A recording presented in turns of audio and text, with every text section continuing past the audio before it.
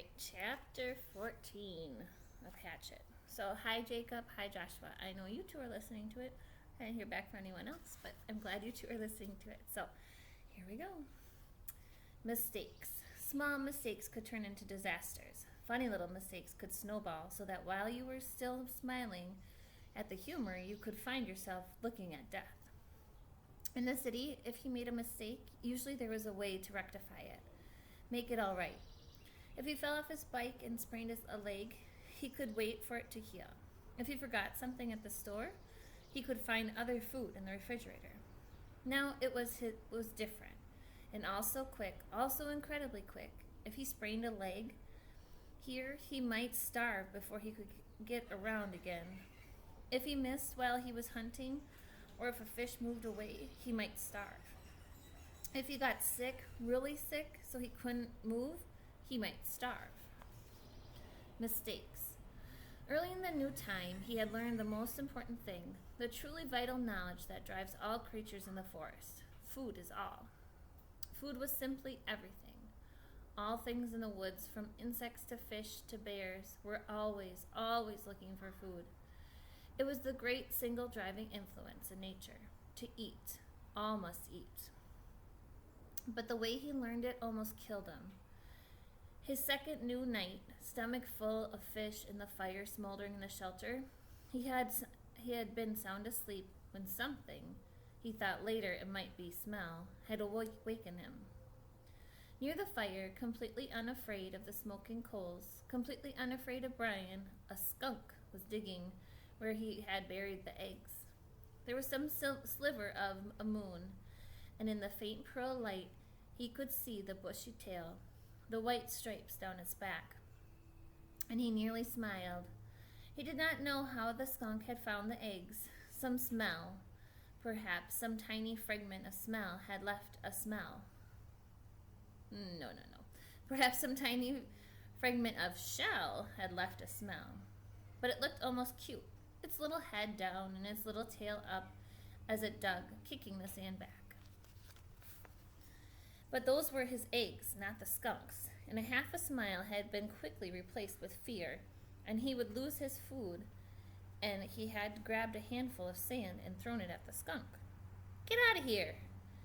He was going to have to say more, some silly human words, but in less than a half a second, the skunk had snapped its rear end up, curved its tail over, and sprayed Brian with a direct shot aimed at his head from less than 4 feet away.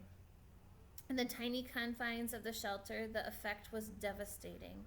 The thick, sulfurous, rotten odor filled the small room, heavy, ugly, and stinking. The corrosive spray that hit his face seared into his lungs and eyes, blinding him. He screamed and threw himself sideways, taking the entire wall off the shelter, screamed and clawed out of the shelter and fell, ran to the shores of the lake. Stumbling and tripping, he scrambled into the water and slammed his head back and forth, trying to wash his eyes, slashing at the water to clear his eyes. 100 funny cartoons he had seen about skunks, cute cartoons about the smell of skunks, cartoons to laugh at a joke about, but when the spray hit, there was nothing funny about it. He was completely blind for almost 2 hours, a lifetime. He thought that he might be permanently blind, or at least impaired, and that would have been the end. As it was, the pain in his eyes lasted for days. Bothered him after that for 2 weeks. The smell in the shelter, in his clothes, and in his hair was still there now, almost a month and a half later. And he had nearly smiled. Mistakes. Food had to be protected. While he was in the lake, trying to clear his eyes, the skunk went ahead and dug up the rest of the turtle eggs and ate every one. Licked all the shells clean and couldn't have cared less that Brian was thrashing around in the water like a dying carp. The skunk had found food and was taking it, and Brian was paying for a lesson. Protect food and have a good shelter. Not just a shelter to keep wind and rain out, but a shelter to protect, a shelter to make him safe. The day after the skunk, he The day after the skunk, he set about making a good place to live. The basic idea had been good. The place for his shelter was right, but he just hadn't gone far enough. He'd been lazy. But now he knew the second most important thing about nature, what drives nature. Food at first, but the work for the food went on and on. Nothing in nature was lazy. He tried to take the shortcut and paid for it with his turtle eggs, which he had come to like more than chicken eggs from the store. They'd been fuller somehow, and more depth to them. He set about improving his shelter and tearing it down. From dead pines up the hill, he brought down heavier logs and fastened several of them across the opening, wedging them at the top and burying the bottoms in the sand. Then he wove along branches in through them to make a truly tight wall. And still not satisfied, he took even thinner branches and wove them into the first weave. When he was at last finished, he could not find a place to put his fist through. It all held together like a very stiff wooden basket.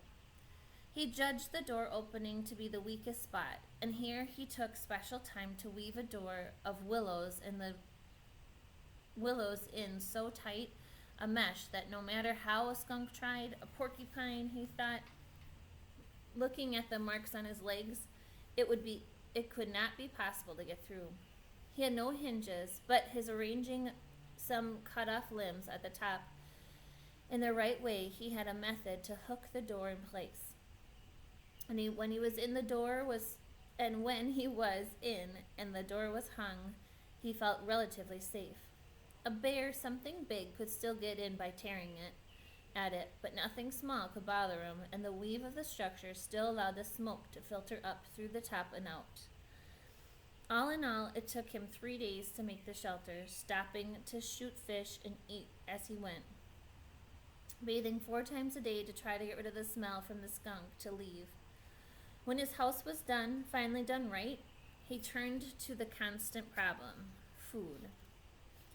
It was all right to hunt and eat, or fish and eat, but what happened if he had to go a long time without food? What happened when the berries were gone and he got sick or hurt or, thinking of skunks, laid up temporarily? He needed a way to store food, a place to store it, and he needed food to store. Mistakes. He tried to learn from his mistakes. He couldn't bury food again, couldn't leave it in the shelter because something like a bear could get at it right away. It had to be high somehow, high and safe. Above the door of the shelter, up a rock face about 10 feet, was a small ledge that could make a natural storage place, unreachable to animals, except that it was unreachable to him as well. A ladder, of course. He needed a ladder, but he had no way to fashion one, nothing to hold the steps on, and that stopped him until he found a dead pine with many small branches still sticking out. Using his hatchet, he chopped the branches off so that it stuck out 4 or 5 inches, all up the same log, and he cut the log off about 10 feet long and dragged it down to the shelter. It was a little heavy, but dry, and he could manage it. And when he propped it up, he found he could climb the ledge with ease, though the tree did roll from side to side a bit as he climbed. His food shelf, as he thought of it, had been covered with bird manure, and he carefully scraped it clean with sticks. He had never seen birds there, but that was probably because the smoke from the fire went up right across the opening, and they didn't like the smoke. Still, he had learned, and he took time to weave a snug door for a small opening with the green willows, cutting it so it jammed in tightly.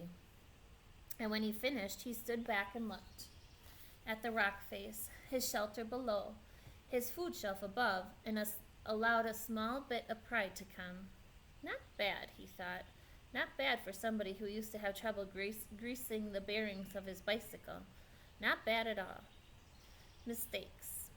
He had made a good shelter and food shelf, but he had no food except for fish and the last of the berries. And the fish, as good as it still tasted then, were not something he could store. His mother had left some salmon out by mistake one time when he went on when they went on an overnight trip to Cape Hesper to visit relatives. And when they got back, the smell filled the whole house. There was no way he could store fish. At last he thought, no way to store them dead. But as he looked at the weave of the structure, and thought came to him, and he moved down to the water. He had been putting the waste from the fish back into the water, and the food had attracted hundreds of new ones. I wonder. They seemed to come easily to the food, at least the small ones. He had no trouble shooting them now, and had even spread one of his old fish spear, and had even speared one with his old fish spear, now that he knew to aim low. He could dangle something in his fingers, and they would come right to it. It might be possible, he thought, might just be possible to trap them. Make some kind of pond. To his right, at the base of the rock bluff, there were piles of smaller rocks that had fallen from main chunks, splinters, and hunks, from double fist size to some as large as his head. He spent an afternoon carrying the rocks to the beach and making what amounted to a large pen for holding live fish. 2 rock arms that stuck out 15 feet into the lake and curved together at the end.